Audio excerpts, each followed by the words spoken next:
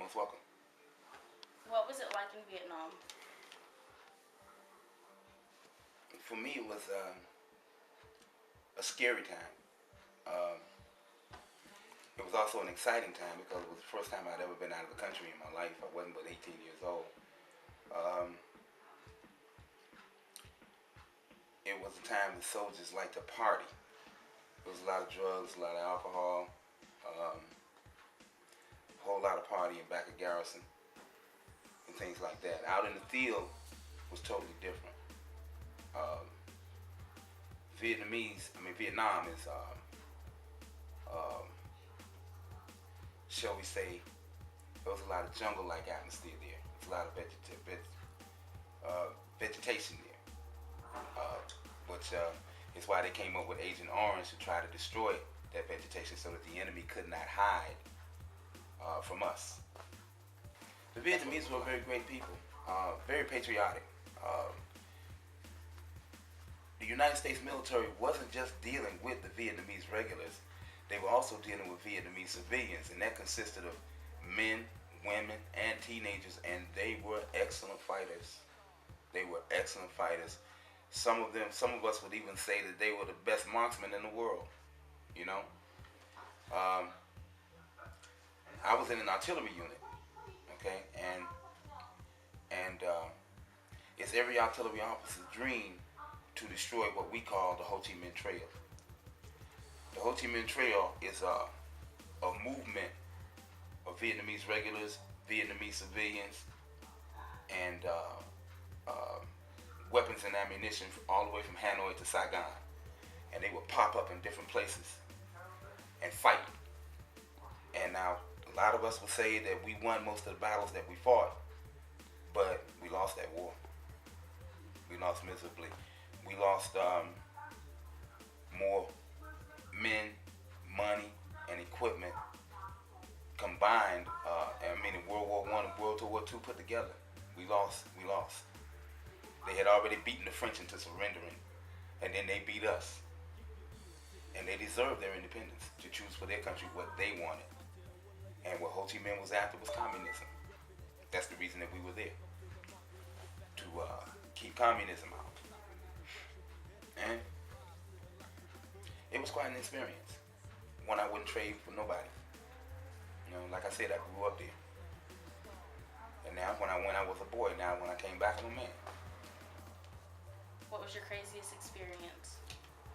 My craziest experience? During one day rather, I had an encounter with a giant snake.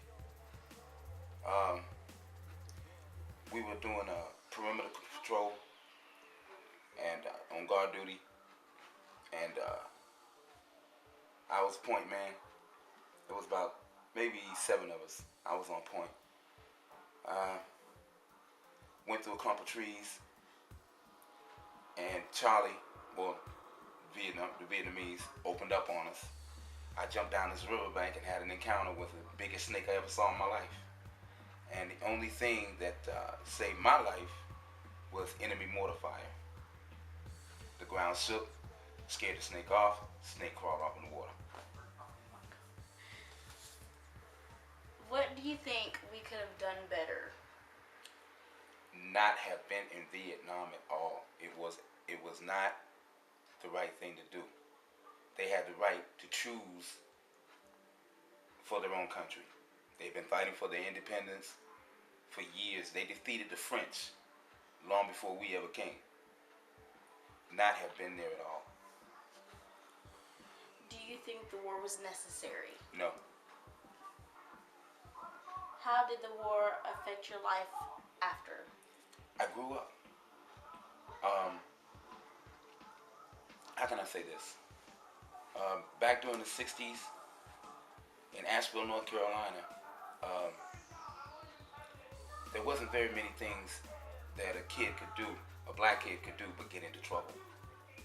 See what I'm saying? So, jobs, summer jobs we didn't have until Martin Luther King got killed. Education was secondary to anything. Nobody really knew the value of an education. But when I went in the military, that was where I grew up. It was an exciting time for me. It really was. Um, did the war affect your health? No, but it did my uncle. My uncle was a Vietnam vet as well. He came into contact with Agent Orange. He later contracted lung cancer, and it killed him. Um, I think somewhere around 95, 96. What did you eat? Army child. Um, we had K rations when we were in the field. These would be heated up by the cooks and opened up by the cans or things like that. But back at the base, we ate normal food just like you did. You know, Were you injured, and if so, where? never, never. I never encountered a firefight other than uh,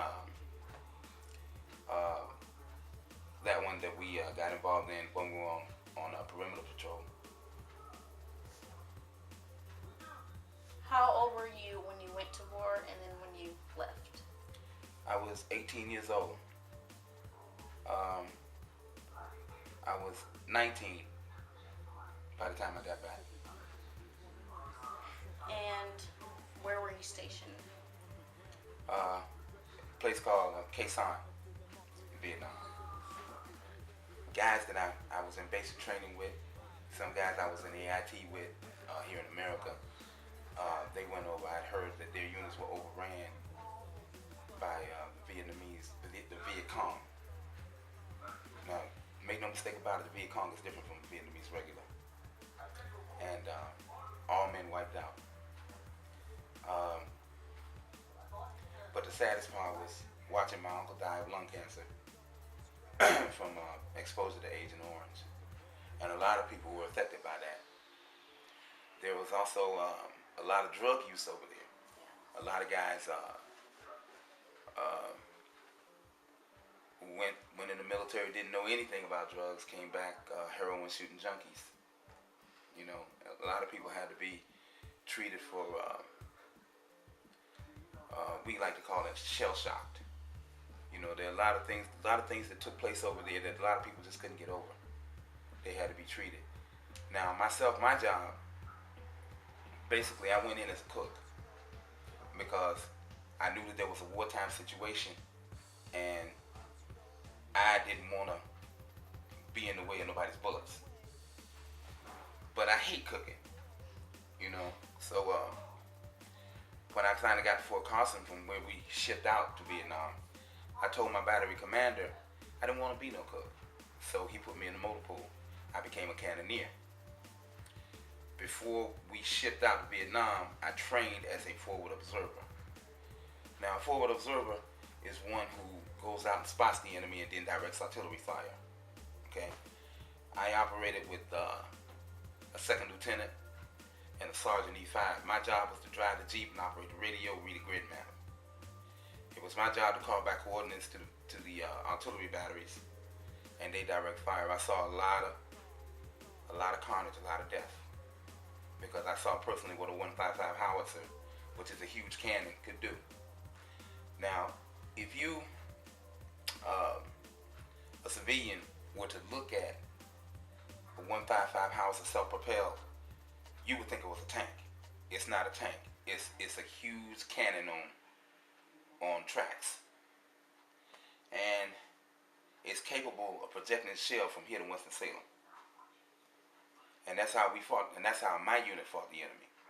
Okay, but like I said, it was every artillery officer's dream to find and tear up the Ho Chi Minh Trail. It could move, it could vary, and like I said, it was just the movement of men and women, ammunition and weapons. Did you get treated differently because you were black, or? Yes, here in the States, I was treated differently because I was black.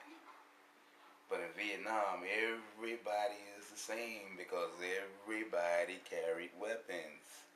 You did not want to be in a violent situation and you done mistreated somebody carrying an M16. You didn't want to be in that situation. So in Vietnam, yes, I was treated the same. I was treated great. But make no mistake about it, there was a lot of racism in there. Thank you. You're most welcome. I can't do it. You can hold. Should I ask it slow or fast? What?